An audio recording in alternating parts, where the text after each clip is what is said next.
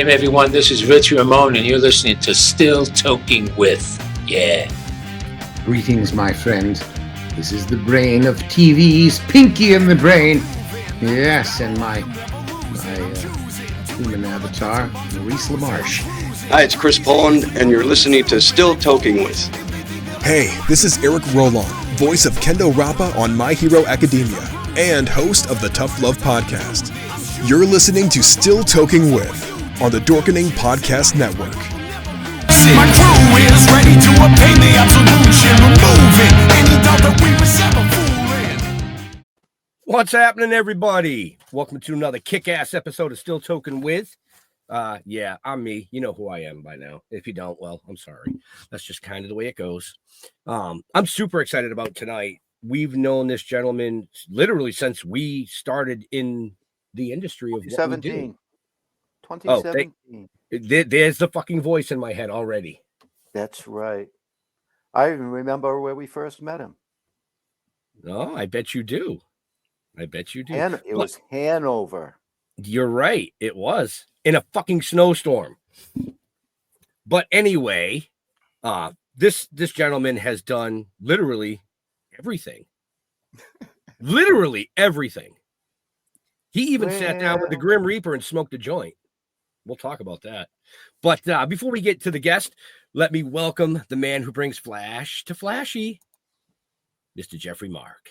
Yeah, I'm all excited to be here today. Anytime I get to geek out with people, I'm having a good time. And like you said, our guest today has like 37 fingers and 47 pots. I don't even know where to begin, but we're going to get to all of it. Jeff? Hey. I'm stuck in the woods again. I can't get out. I just can't get out. No, I'm excited. We've had plenty of conversations, hanging out with this guy. Sometimes he's fun, sometimes not so much. It depends on the day and how he's feeling. Honestly, I think it's the color of whichever freaking Aloha shirt he happens to have on. That's just my personal opinion, but let's bring him right in, Mr. Gary Sohmers. Aloha. Aloha. Welcome. How are you this evening? I'm doing great. Just working and rocking and rolling like usual. Very nice. Very nice. I don't have 20 projects going. I have 30, So. Right.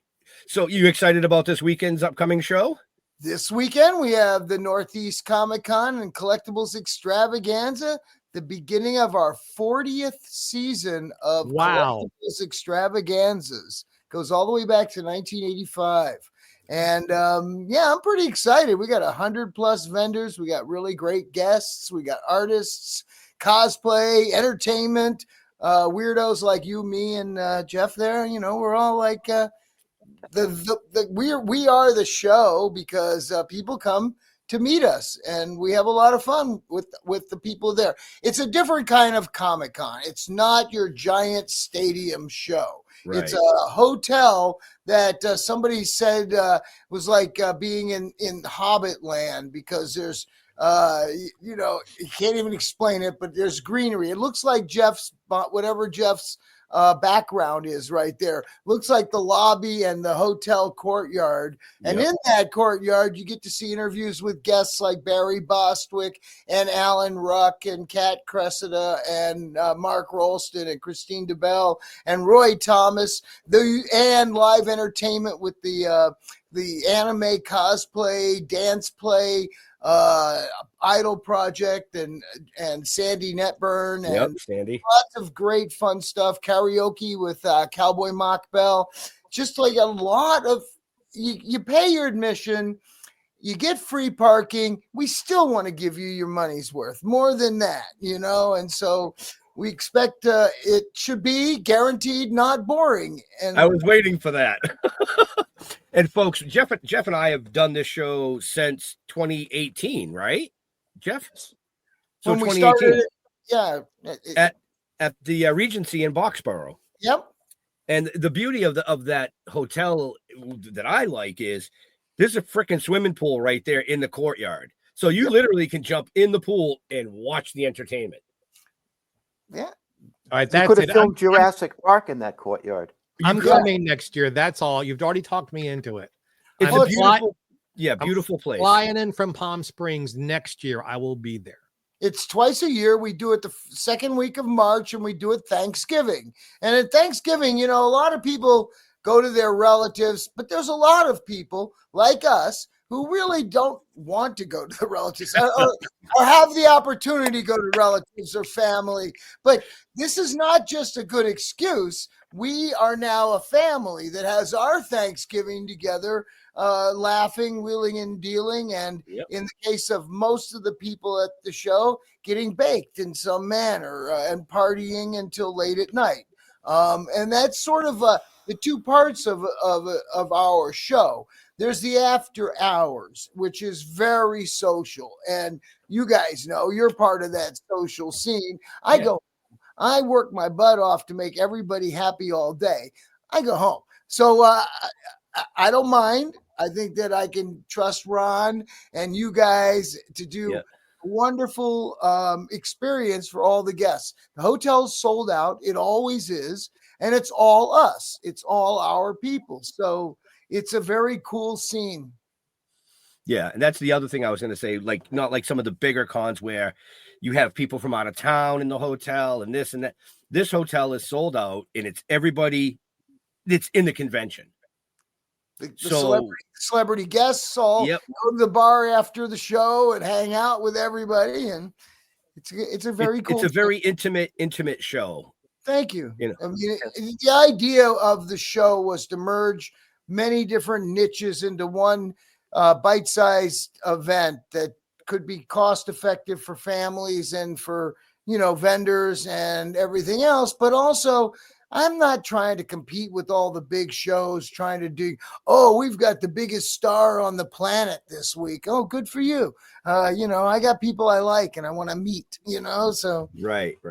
You paid $75,000 to have that big star at your show. So no, that was $75,000 for the first hour. You see, right? It's just outrageous. But anyway, good for them. Yeah, exactly. Good for them. Right. I did that in the 1990s. In 1990, when we did the Lost in Space cast reunion at the Bayside Expo Center, we drew about 20,000 people. It was like only $8 to get in, but in American money now, that's about $3 million, or something. I don't know. But the difference is that was huge for our generation. Like, it was only the 25th anniversary of the show. So, wow, now it's been, 60. So, do it again. Bill Mooney is still with us, and Angie Cartwright and Marta Kristen. I know them all. They're all still here. I do too. I know them all. I love doing it. I did it in 1995. Did it again in 90, 95, and then we produced the Return to Earth celebration in Hollywood in 1998, which was the last full cast reunion. And then we got a partial cast after Jonathan passed. My friend built the chariot. You remember the chariot, guys? The guy who lost the space chariot. We had it. We had. A friend of mine built one. He runs an elevator company. He actually built one. We had it at the show with the cast. Oh, that was fabulous, But he sold it to the ventriloquist, Jeff Dunham. Ah, very cool. Another Jeff. Now we got 3 we're talking about. Yeah, well, Well, we'll just call him Geo. Yeah, Geo. So, wow. So so much to say, so much to do. Let me ask about something other than this convention, which I'm sure we'll get back to towards the end of the program. Anything you want. You appraise things on Antiques Roadshow. I find that fascinating. And this is a geeky question, but it's a question I've actually been asked by fans of mine, and I didn't know the answer about that show. People show up with like, ooh, here's a 7-foot alarm clock that weighs 2,000 pounds. Now, they don't just show up out of the blue that way. When it's something, so some of this has to be coordinated, right? I mean, they don't just show up at the door, go, hi, I'm here. So do you want to know the story? Yes, sir. All right. So here's the reality of it. When the show started in 1996, they had their first taping. It was very hush hush. The only appraisers they had were people from like Sotheby's and Christie's. You know, they knew the price of every $1 million item, but they didn't know anything under $1,000. Under 100, ooh, you know, a record album, a toy, $1. No, they had no idea. So when they were going to tape their first shows, a friend who was at that taping suggested me because I was doing psychic appraisals on radio where people could call in and I could tell them what their stuff was worth without even seeing it. So, and I'm right on when it comes to that. I got powers. But anyway, that's not the. I believe you. So when Roadshow started, the original executive producer's model was, let's be surprised. Let's let them come in with anything. Everybody that comes through the door by this time, we will see. There were 55 appraisers. No, there was 80 appraisers in the room in all the different niches. And 55 segments were being filmed. So we didn't all get on TV every time. Right. So in the beginning, we were getting like 8,000 people the first year. Maybe that was like the tops, maybe 8,000. And we would go for about 8 hours. By the third season, after people saw it, we were getting 25 to 30,000 people. When we did Los Angeles, we shut down downtown Los Angeles. The lines were going everywhere. We stood up on the roof at Tampa, me and a couple of the other appraisers in Tampa, and we saw the line stretch all the way out over a bridge onto an island and wrap in a big circle. And we let anything come in. A guy would go down the street, see a box of trash on the sidewalk, put it in his car, and come to Roadshow. And we would see him and tell him what his box of trash was. So we had people come in with entire bedroom sets, including the mattress. I mean, and then they say to him, well, that's about $100 for the whole thing. Yeah, it's only going for about $25 a cord these days. So, you know, you could probably sell it as firewood. So, but what would happen is the most amazing things would come in. And this is right at the beginning of Fleabay. Before Fleabay became everything that it is, in the beginning, 1997 to 2000, Fleabay was just Beanie Babies, Magic the Gathering cards, stolen computer parts, you know, things like that. And you couldn't just look up anything and see what its price was. So nobody knew. We experts knew because we bought and sold the stuff, and they needed that knowledge that comes from being on the street. Well, Roadshow, PBS, needed that knowledge. They needed us to make good television.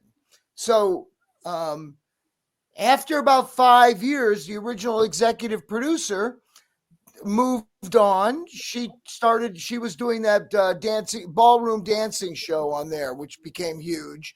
And they had a new executive producer come in. Well, she changed things a lot.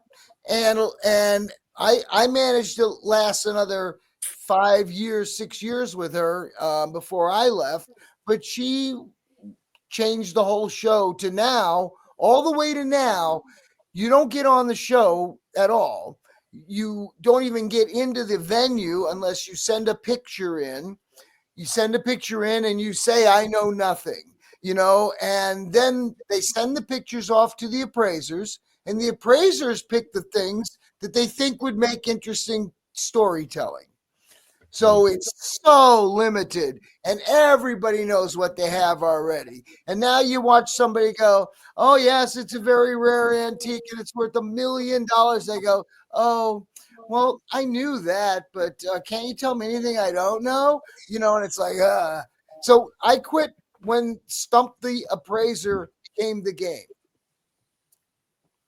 Gotcha. Okay. What a great story. Thank you. Right. So the reason I wore Hawaiian shirts on the show was just a fluke.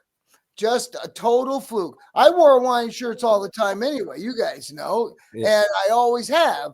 So when I got the documents from Antiques Roadshow to come to the first taping, they said to wear your best business dress. Well, I wore a really nice Hawaiian shirt, brand new orange Chuck Taylors in bright glow orange. And I show up and everybody else is in a suit. The women are dressed like they're going to the opera. I mean, it was just insane. So I go up to the executive producer and I say to her, would you like me to wear a sport coat so I look like I fit in? Because I'm happy. She goes, no, honey, you're fine. Just go. You're not going to make it on TV. Just go. Just do the appraisals, have fun, see what comes in.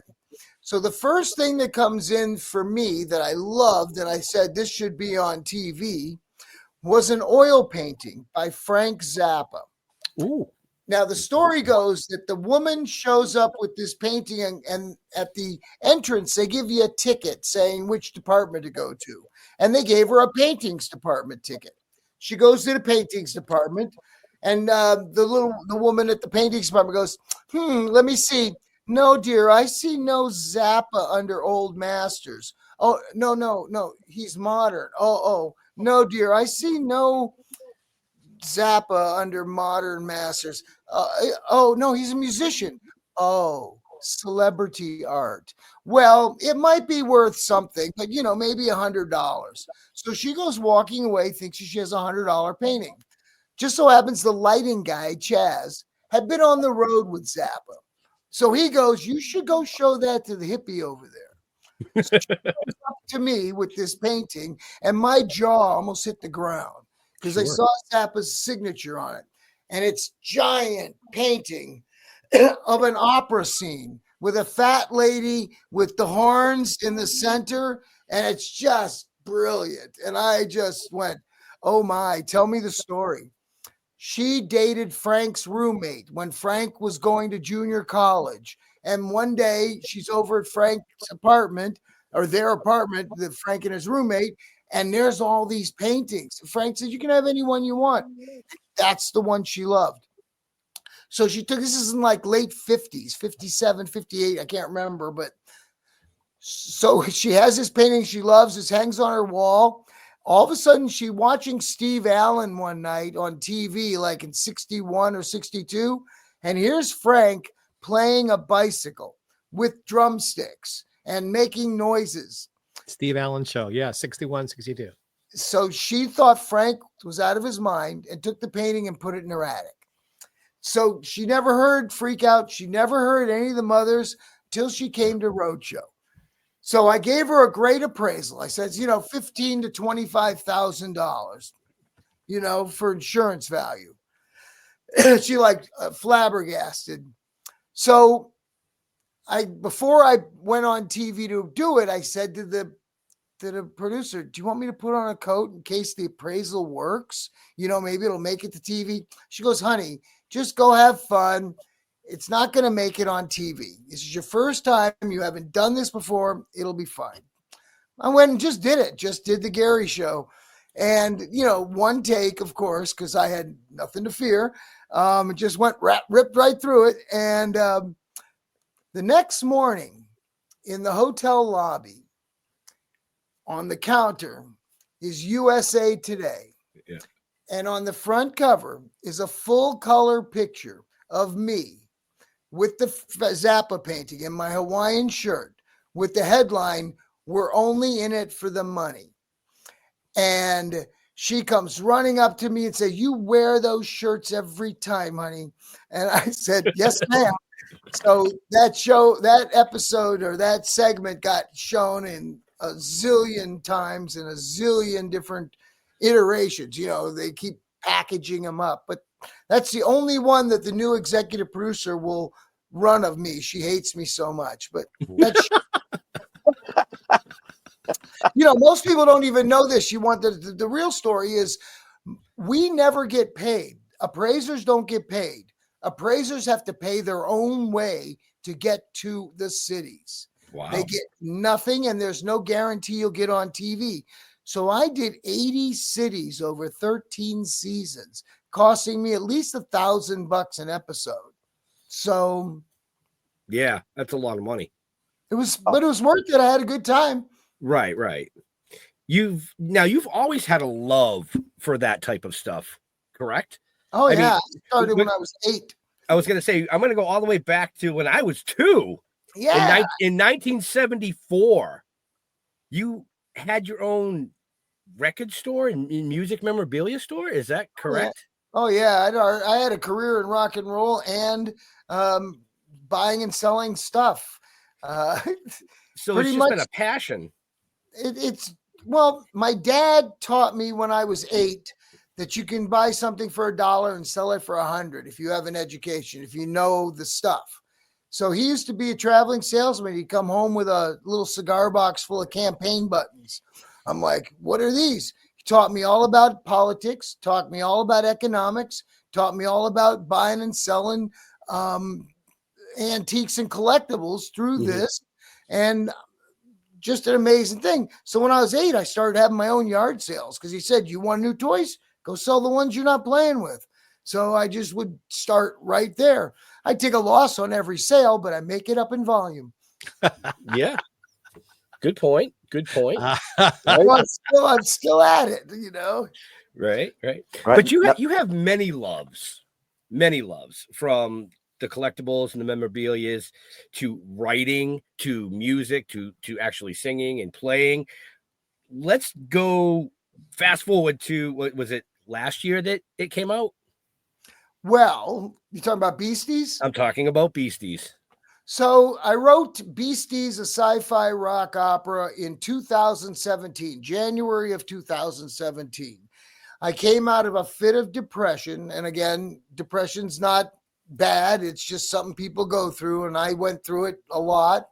But when Trump won the first election and was about to be inaugurated, I was in a state of depression.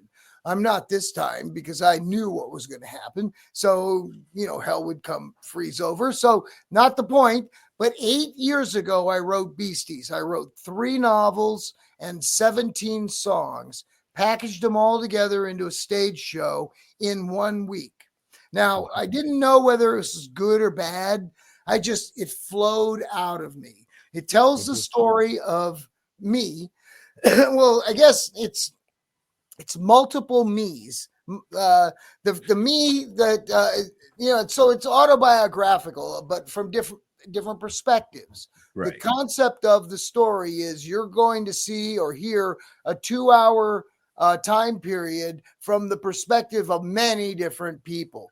And any 2-hour time period, like even right now, we are all experiencing this from different perspectives. They're hearing, they're speaking, there's learning, there's so many different things. Some people, zone, and some people are zoned in. It's just like way reality is. So I wrote it first book.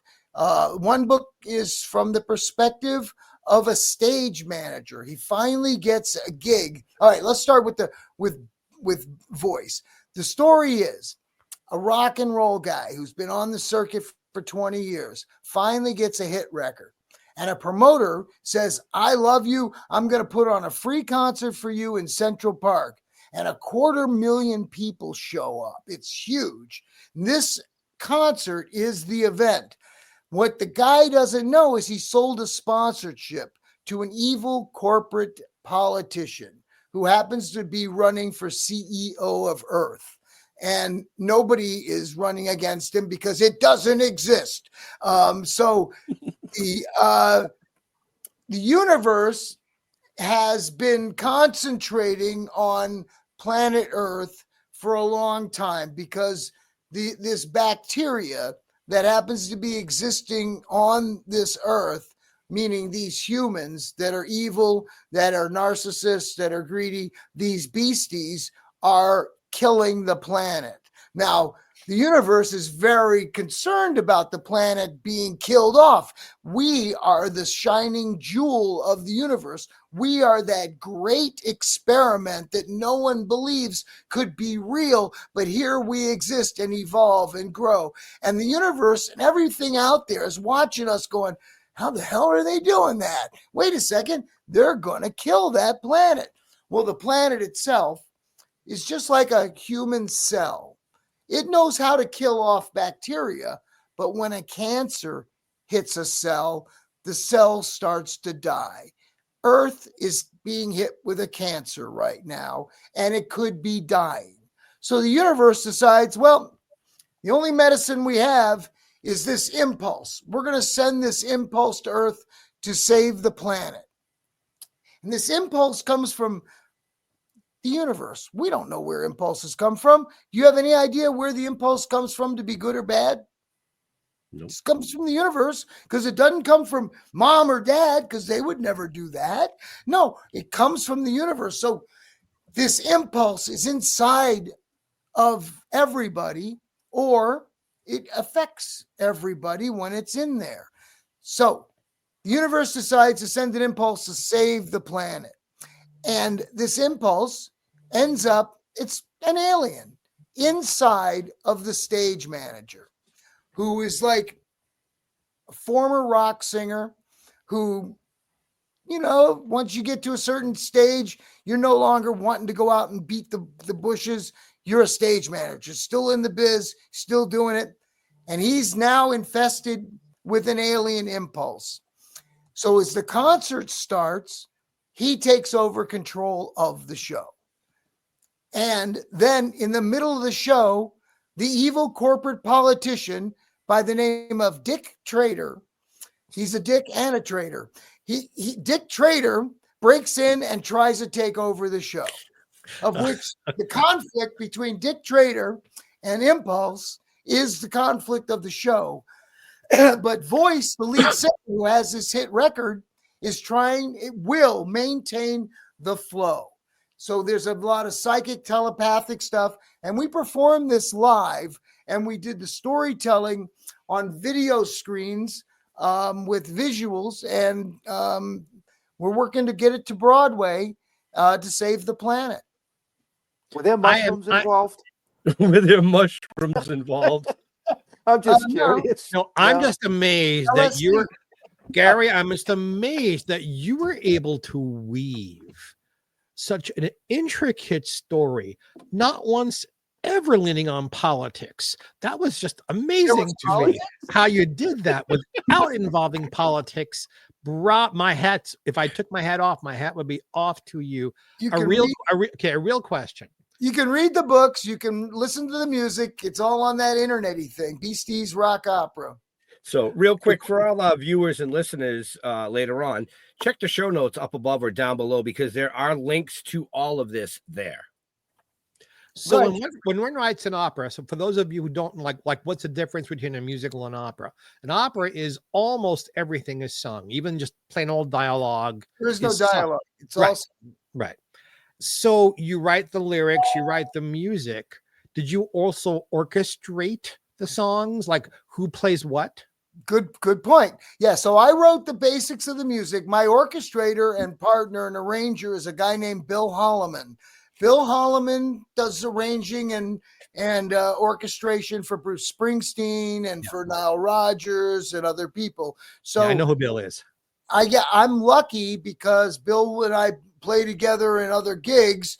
And when I went to him with this, I went to him with very raw tapes. Very raw. I went in the studio and I recorded me playing everything. And then I gave them to him and he did the orchestration. We got great vocalists. The guy who sang Eye of the Tiger, Dave Bickler, is one of my vocalists. So, it's got cred. Chris Farlow, who did Out of Time, who sings with Jimmy Page and Van Morrison and the Stones. He's on it. And Barrence Whitfield, one of the greatest soul singers of all, is the lead singer in it. He plays the lead character, an African-American man. Now, this is like even funnier and weirder. I'm trying to get it to Broadway, right? Or to anywhere. Opera, right? There's a place for rock operas. Jesus Christ Superstar, Hair. Yep. I mean, there's a place, but the obstacle I'm up against is I'm 72. Barrence is 70. Bickler's 70. Chris Farlow's 83. Mock Bell, 70. So we're a bunch of old guys. we're out there, and it's just very difficult because we've reached that ageism issue where, oh gosh, if you guys were just 24, we'd be loving this. It's like, huh? But anyway, I get over it. We just keep rocking and rolling. But Yes, now I'm I getting can see that. more money. Who staged this, or is it done like a concert? You staged. I produced and staged it. So in this first event iteration we did 16 of the songs. 2 of the songs still are in production. So we did 16 songs. We had video for everything that did the storytelling of what the song said with lyrics. So that each one was like a comic book. You were inside of a graphic novel. It was a 3-dimensional live musical graphic novel.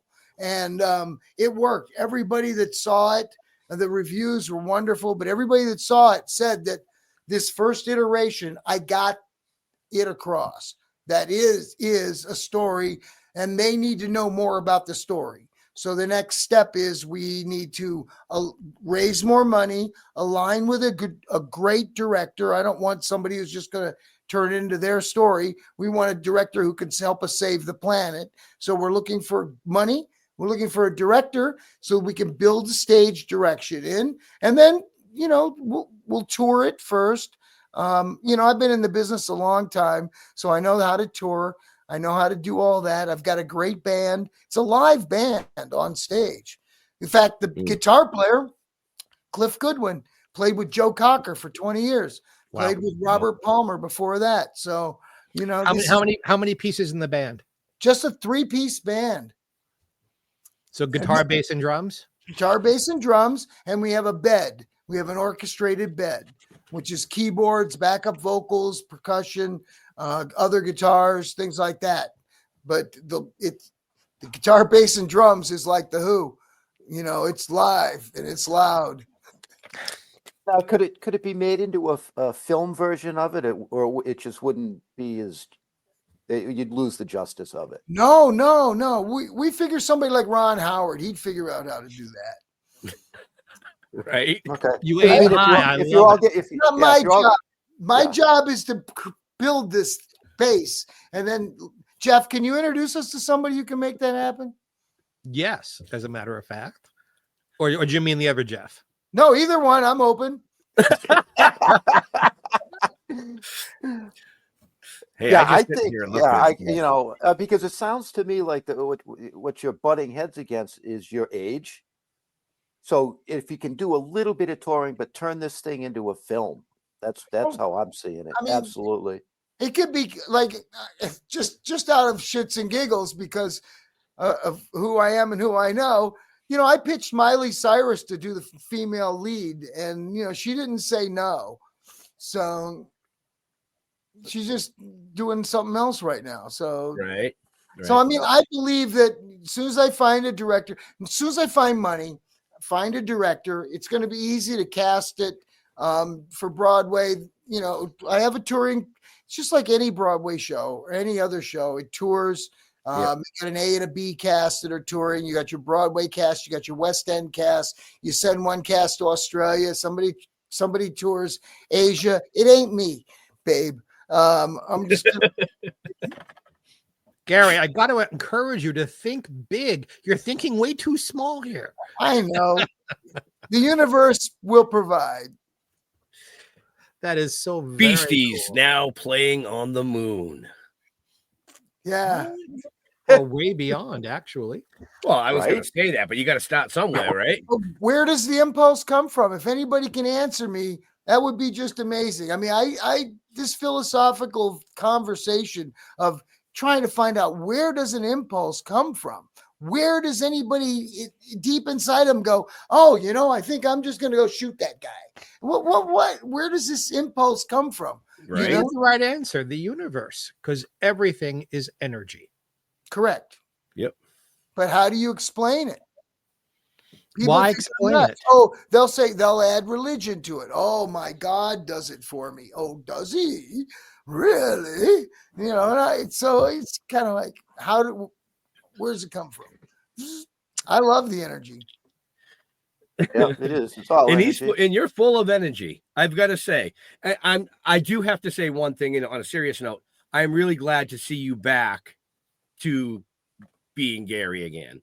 Hey, You know, I'm doing pretty good for a dead guy. right. And for the folks watching and listening, it was Year and a half ago. yeah, 20 at the end of 2023, right? Yep. A week Yep. before the Comic-Con. A week before the November show. You know, we show up at the November show and it's all hush hush. And like I've said, we've known Gary and everybody affiliated with this show since we started. So we're part of Family. their family. And one of Gary's heads pulled me aside and said, you know, Gary had a heart attack. And I said, are you fucking serious? And believe it or not, nobody knew I had a heart. That was what really the problem. well, yeah, you know, I think that's what shocked me the most. But the shock was that Saturday night. So the show is Friday, Saturday, Sunday. That Saturday night, this MF shows up at the fucking show. I'd been dead. I'm back. I owed somebody money. I don't die and leave somebody I owe money. You know, that would not be cool. But I am glad to see that you're back to the full swing of things. That's really cool. Yeah, I'm doing well. You know, logistically, you know how hard it is to do an event like this. You know, I mean, I've been producing events since 1971. And for those of you who can do math, good luck. But I mean, I've somehow put together a brain that can logistically manage it. Many people can't. So I'm not really good at other things, you know, like making podcasts, but I can sure make the magic happen live and in person. So I also think it takes that team you have too. Without a team, you're the best. I'm telling you, are so right. I could not do it without, you know, everybody, you know, Bob and Christy and Ronnie and Rob and the whole team that makes my show go. I could die and the show will still happen. Oh wait, I did do that. Right. Yeah, you gotta fly me in for Thanksgiving. I want to be a part of this. I really do. Ask those guys to pay for it. I'm in. There's the Gary I know. Yeah. Right. I was just gonna say, there he is. Yep, he's back 100%. I wanted to ask you something. I came across this thing, and I don't know if it's true or not, but did you get Styx their first major gig? Yeah. You did. You've heard of them? Of course. Styx? Yeah. So the story goes, in 1972, I got hired to run a series of concerts at the Aragon Ballroom in 1973. So my concerts were going to begin right in March, you know.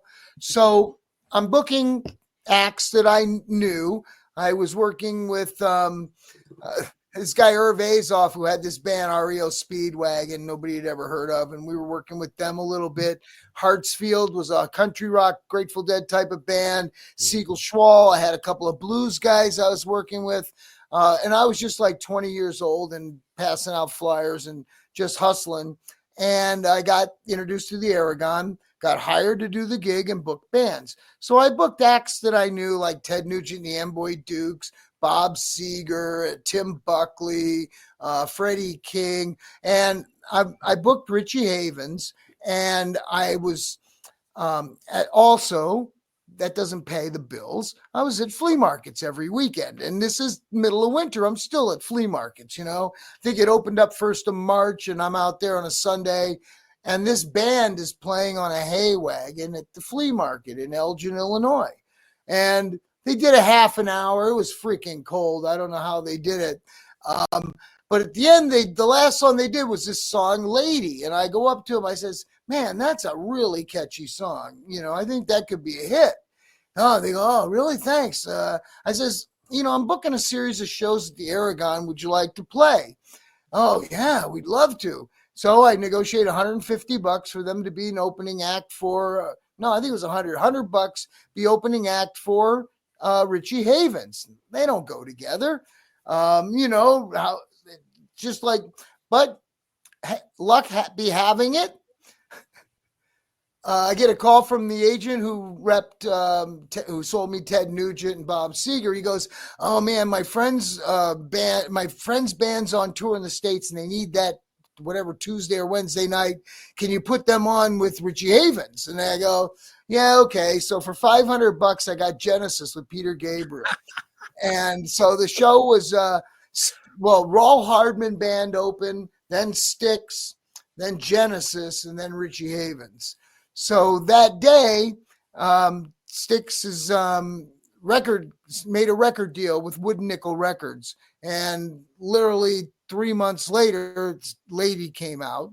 2 months. 2 months later, Lady came out, and I was their booking agent at the time, and I booked them on a show with opening up for ZZ Top at Hammond Civic Auditorium. It was ZZ Top, Mahogany Rush, and Styx as the opening act. And so I'm down there with them, and I'm at Beaver Productions, and they managed at the time ZZ Top. They said, "Man, this Styx band's great. We love them. We're taking them." I went, "What?" He goes, "Yep, thanks very much." And I never heard from Styx again. Wow.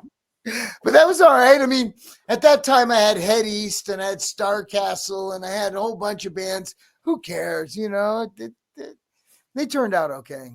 Yeah, they turned out. You think? Yeah, they turned out all right. They're still touring. Oh, Not yeah. all the originals, but they are still touring. Yeah, actually, we saw Dennis DeYoung 3 years ago? Yeah, in Plymouth at Memorial Hall. Yeah. Yeah. He won't And I'll tell remember. you- He'll remember the show. He'll remember that show, Genesis Richie Havens show, for a fact. They talk about that show. They don't remember me. I don't think many people remember any of us as we get older. I'm a blur. They go, I remember you from somewhere, and I go, yeah. I'm the blur. Everyone says you remind me of that guy. I'm that guy. Why the fuck do you think I wear sequins? So that I get recognized. I'm telling you that when I was at the peak of roadshow fame, I couldn't go to a restaurant without people coming up to the table and asking to have their picture taken or to ask me what the stuff that they had at home was worth. I couldn't go to parties. I couldn't go to, anywhere socially, because it would be like, if you were a doctor and you got invited to a party, it's so they can all ask you what ailments, doctor, excuse me, I have this thing on my back. I'd go to places, they go, "Gary, I have this thing in my attic." And so it was just like became, wah! But anyway.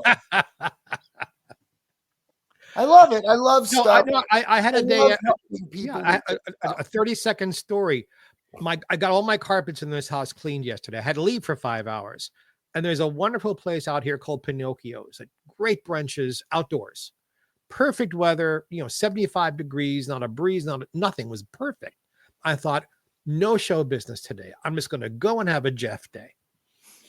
I got sat all in a corner, and I had company the entire time I was sitting there, people coming over, even if they don't know, "Oh, you're that guy." I get that a lot, by the way. "You're that guy."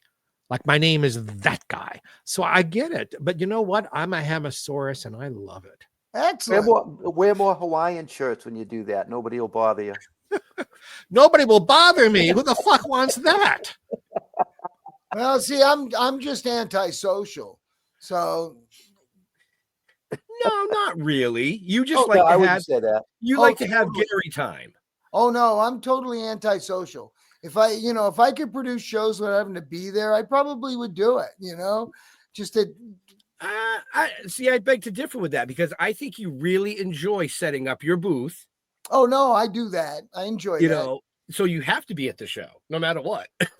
Well, and just saying, it's the right. part of the show that I enjoy is learning more about stuff and people, and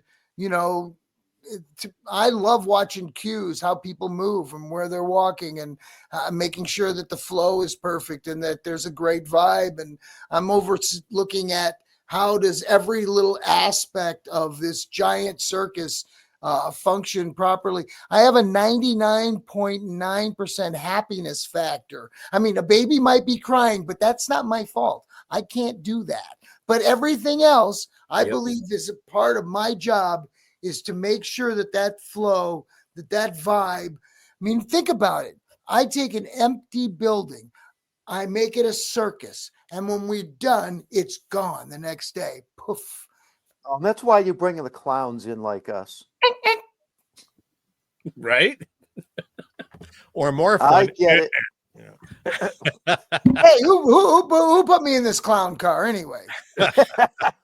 Nobody. I reached out. You agreed. All right. So, Gary, I have about a dozen books that were very expensive about Lucille Ball and Desi Arnaz and their careers that I would love to repurpose for money. So tune in on me, and I'm not making fun because I believe that's why I'm asking. Yep. What do you think that would be worth? Is it Are worth they selling, or should I donate? Autographed by Lucy? No, but I'll autograph him because I'm well known in the Lucy world. Yeah, unfortunately, the popularity of those characters of that time period is on the wane. I call it the nostalgia curve. Everything's really goes in popularity as you age to the point where you want to buy back your youth. But then all of a sudden you start aging, and now your youth is a long time ago, and you don't need all this crap sitting around your house. So at this point, the generation that loved Lucy is aging, and the stuff is coming out of the attics. There's no more people buying it. I have a Lucy autographed by Lucy, Groucho, and Harpo, all on the same piece of paper from Groucho's. So great, but nobody wants it. Oh, I'll send it to me. If you'll pay the price. It's for sale. No, I have Miss Ball's autograph. Thank you. Yeah, no, that's cool. But you have it with Groucho and Harpo, huh? No, I don't. Yeah. But I am going to be having lunch with Harpo's son next week. So Billy Marks. Billy? Harpo's son. Billy Arthur was Groucho's son. I knew him from the Friars Club. But Billy lives out here in the desert, and we're going to have lunch next week. Nice, wonderful. He doesn't know me, but give him my best. No, I will. Good. I will. I will. So in other words, I should donate this to a library because nobody wants it. Yes, correct. Okay. Good point. And get a tax deductible little receipt. Right? Yeah. Okay. No, you're right on. I'm downsizing all the stuff I have because, I've written the definitive book about Lucille Ball's television career. Now I'm finishing her whole career in a book. I don't need other people's input anymore. I have my own. So that's correct. No, and your perspective is important now to get out, and all the other people's perspective is time for other people to be able to read it. What's the price? Matthew wants to know. Yeah. For the books, Matthew, or for his autograph? The price or his autograph, Matt? Oh, he wants the price of the Harpo, Lucy, Groucho. It's like $800 for the piece. It's all framed with 3 pictures, and it's a piece of stationery from Groucho's. You Bet Your Life, signed by all 3 of them. And the Lucy books I would sell for $150 plus shipping. There you go. You want them all? He's thinking it. He's thinking it over. He's thinking it over. Well, no, we don't have time for that.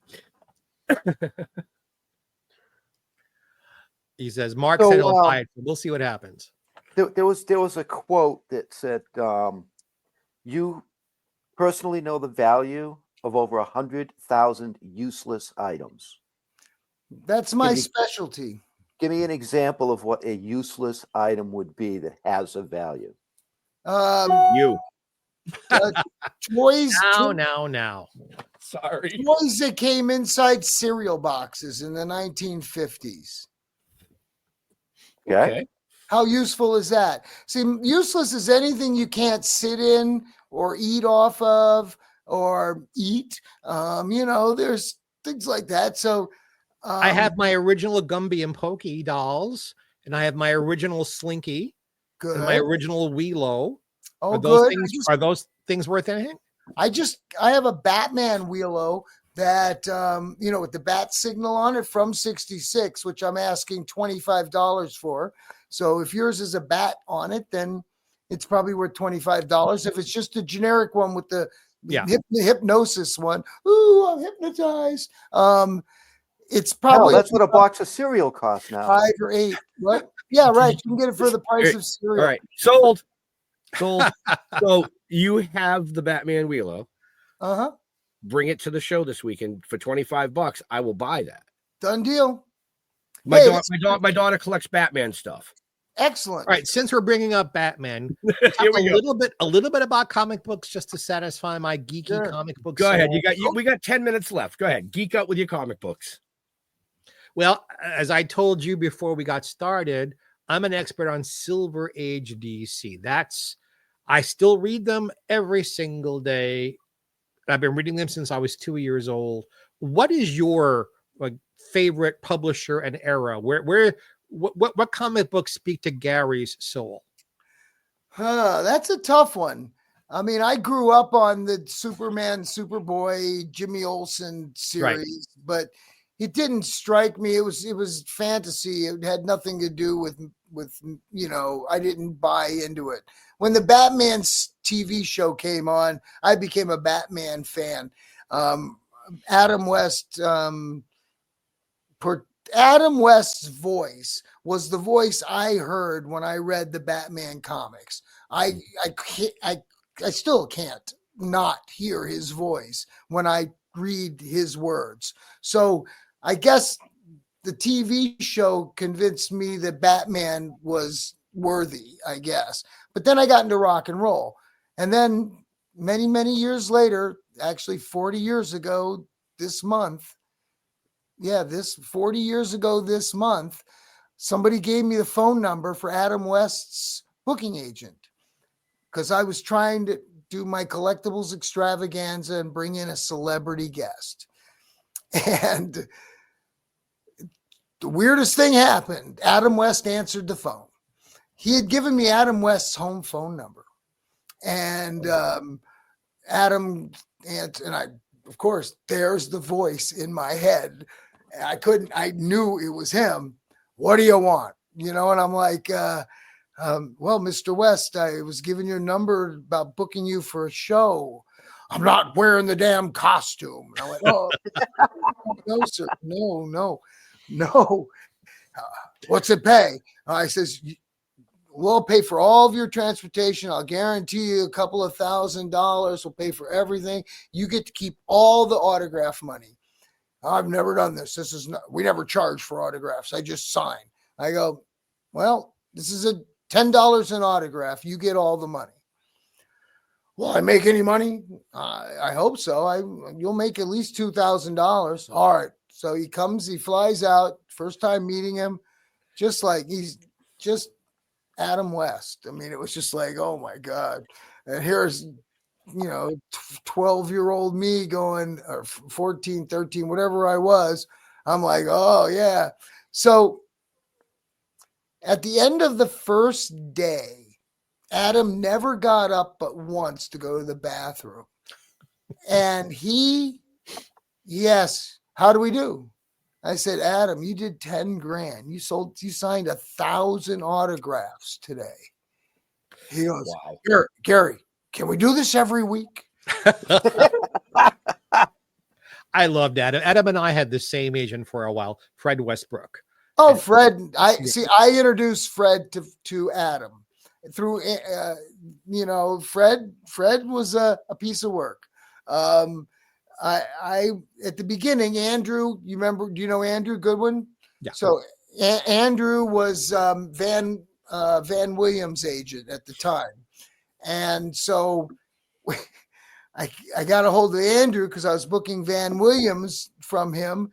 And I says, Adam needs an agent. Oh, so I introduced them, and then we put Fred on the road with him. Fred was, there was nobody else like Fred. No. I mean, even how he pronounced his name, because it was spelled Wastbrock, but he pronounced it Westbrook because everybody got it wrong anyway.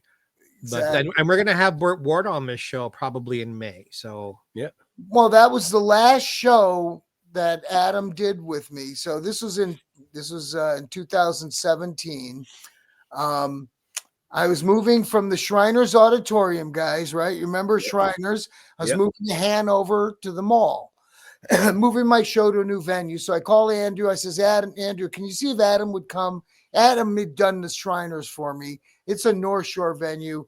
This was a South Shore venue. So he had done maybe a year and a half before. And I call up Andrew saying, you know, maybe Adam come and christen this new venue. And he says, no, Adam says he's not taking any gigs. I says, okay, just ask him, tell him it's me. I get a call back an hour later. Adam wants to do your show. I went, wow, I didn't know I had that good a clout. But he says he's only got one thing that he's never asked you for before, and he's insisting on it. I go, what? You have to bring Burt Ward. I went, what? He's always told me he doesn't want Burt there when he's there, because all Burt does is talk about his damn dog food, you know? And I go, oh, well, if that's what Adam wants, that's what Adam gets, whatever, you know? So they came and we had a great weekend. Honest to God, it was just fabulous. Adam was we were playing pinball in the pinball machine. He drove the Batmobile, the real Batmobile. I mean, he was just like alive. We talked for an hour. I told him all about Beasties. You know, we were like having a great time. We were just like we had been for 35 years, you know? And I said, so what are you going to do? He goes, I'm retiring. I go, no, really, what are you going to do? I'm going fishing. I go, and you're going fishing? He goes, yeah, I'm in the trout streams. I'm going to go fishing. I says, do you take a phone or cell with you or anything? He goes, no, don't want to be bothered. I says, what if something happens? Don't care. I was just, cool, go have fun. Right. A month later, he was dead. And they called me and told me it was just like heartbreaking because he was so alive. And then he was gone. Yeah. How old was he when he passed? Don't know. Over 80, I think. Yeah, he was in his early 80s and looked great and such a lovely man. Such a lovely man. He was so fit. He walked around. I mean, I remember many years ago when he was having some back trouble, we had to get a wheelchair for him for one or two shows, but he had the surgery and he was back. He was walking. He was doing everything. And he fit in the costume almost to the end. I mean, if he wanted to, but he wouldn't. Yeah. No. Gary, we have our fan out there. Matthew Fisher wants to know what's the most expensive item in your collection. Oh my goodness. Well, I had the original prospectus to Disneyland. I just sold. I got $80,000 for that. I mean, I have some really nice original art from Lee Falk's Phantom and Mandrake the Magician that I just love. I have Disney stuff. I have rock and roll stuff. I mean, it's not about the value to me. It's about the value to me. You know, I mean, I have so much stuff. I don't even, God, I should find somebody who could appraise this stuff for me. Right. Maybe you could bring on that what's that Antiques Road Show thing. No, I'm going to go on Antiques Roadkill. There you go. Right. I was going to say VH1 for what it's worth. Gary, if you had to put a price on your collection, now obviously we're not inviting people to come rob you or anything, but what is all of the keep his collection in his house? It's worthless. It's absolutely worthless. My collection is not valuable. My collection is memories that I have. I mean, I got concert posters from shows I went to. You know, I'm like everybody else. I stave my stupid ticket stubs, you know, and then nobody's going to buy them from me. I got my record collection. Most of them are really played to death. I have all kinds of tchotchkes. I have my dad's paintings, you know, which are priceless to me, you know, and never be anything like them, you know. So right. The way I tell people about collecting is surround yourself with the things of your youth and you'll always feel young. So absolutely. I'm young forever. Well said. I like that. Yeah. And just to touch on the value of things, Yeah. The value of something is only worth what somebody is willing to pay for it. Well, no, there's many different values. When you Right. talk about the word value, it's a value. There's emotional value. There's decorative value. There's investment value. There's replacement value. There's liquidation value. There's fair market value. So when someone says, what's the value of this? First, I have to qualify. What do they really want to know? How much can they get for it? Here's $1. How much would it maybe sell for in an auction? Hopefully maybe $10 or $5,000, but that's just a speculative, imaginary potential. So qualifying the valuation is the key to being a good appraiser. I don't tell anybody the value until I find out what value they're looking to know. Right. My stuff's going to cost me $300 just to bring to the dump. Well, that old brown wood that you have there is probably only worth $20 a cord now. Too easy. Not going there. Right. So we are actually running over time. Sorry, I just talked too much. No, we're having a ball. We're having a ball. I just gotta watch the time, because if I don't, Jeff down there gets really hangry because dinner time is in about 15 minutes for him. Well, get it wrapped up then, bro. So any last questions from you, Mr. Jeffrey Mark? Yes. Go ahead. What do you do, Gary, on a daily basis to stay in touch with the energy in the universe that you're sending and receiving? So I'm in the 3D business, downsizing, divorce, and death. So I'm all more or less a grief counselor, and I help people deal with that. So it's taken a huge amount of physical and mental and emotional change in my life to be able to accept the grief from people and help them cope. So I'm constantly having to be in touch with the universe and gain knowledge and share it. And so just being a conduit is part of accepting you're a conduit. You can deny it, you can accept it, or you can just ignore it and pretend it doesn't happen. But I accept my status, and I hope you'll all read my books, because if you read the Beasties books, all 3 of them, you will gain knowledge about how the universe works and how all these things go together. And I hope that, musically and mentally, you can accept the conduit message that's being sent to you. Excellent answer. Excellent. So, Jeff. All right. Yeah, I want to, we've never talked about it. I mean, we've known each other and, chit-chatted here and there, but have you ever had a pet? I've had several pets. I've had probably 20 different cats. I had an Afghan hound for 12 years. He was like my best friend. I can't have pets now because it hurts too much when they pass, and none of them are going to live as long as me because I'm immortal. So it's really hard to deal with the grief. I can deal with other people's grief. I've lost humans, that's fine. I can't deal with loving a pet and having him die. Get a rodent. They don't hurt as much. Oh no, for me it would. I'd bond with it. It'd be like, Oh, you mean for the ones that you feed the snakes? Oh, yeah. Right, yeah. Besides, you wear your hair like an Afghan, so you keep it with you. Oh yeah. No, we looked alike. I can see that. No, I had brown hair. He had brown hair. I had a beard. He had a beard.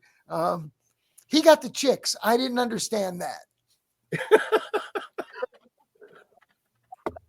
I think it was the way he sniffed butt, but I just couldn't do that. Right.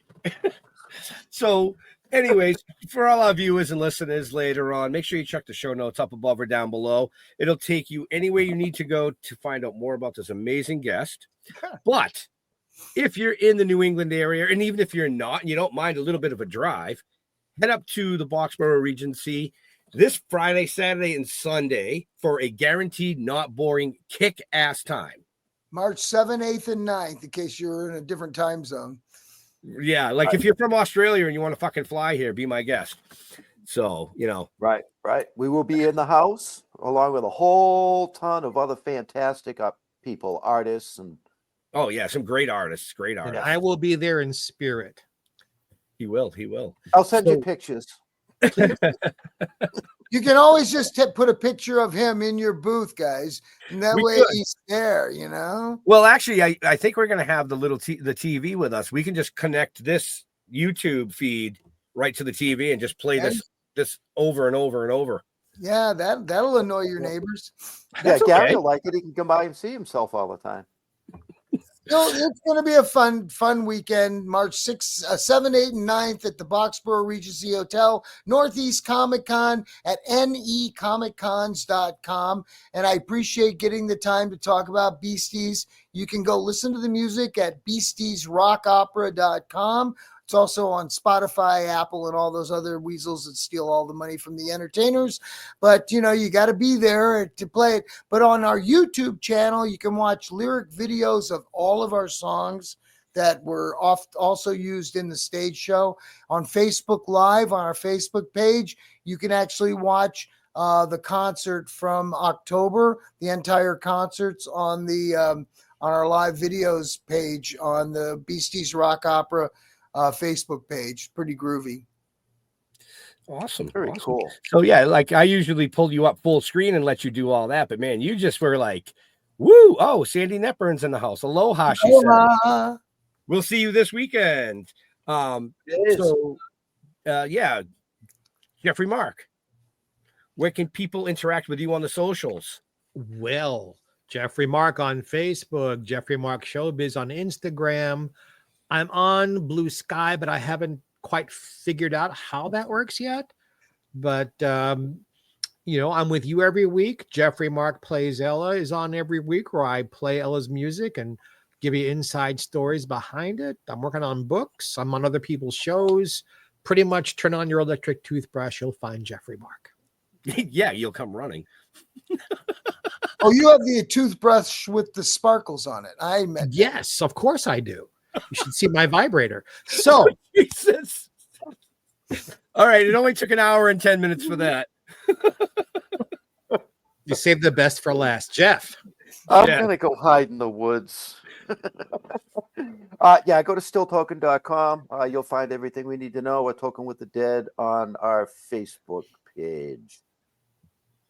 And I'm going to go back and hide in the woods. And I want to, thank Gary for joining us. Me too. It's funny when you sit down with even people that you know, and you sit down on a show like this, you get a different perspective. Right. I'm just trying to figure out how I want to perceive this perspective that I just got from Gary. Very good. Very wise, grasshopper. So like Jeff said, you can go to stilltoking.com. You can find out everything you want to know, from the novels to the comic books to the live action TV series to the new animation. And speaking of the new animation, it is on our YouTube channel, so you can head over there and watch it anytime you want for free.